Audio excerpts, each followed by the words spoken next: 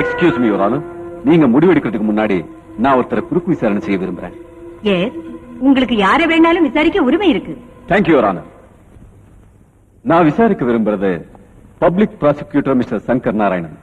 No your honour, ஒரு public prosecutor சாட்சி கூண்ல ஏத்துறதுக்கு சட்டத்துல இடமே இல்லைன்னு. Anything else? No your honour, நான் ஒரு பப்ளிக் ப்ராசிக்யூட்டரா கேட்க விரும்பல, ஒரு சாட்சியா கேட்க விரும்புறேன். He is correct mister Shankar Narayanan. அந்த சம்பவத்தை நீங்க கண்ணால பார்த்தேன்னு சொல்றீங்க. அதனால உங்களை ஒரு சாட்சியா விசாரிக்கிறதுக்கு சட்டத்துல இடம் இருக்கு.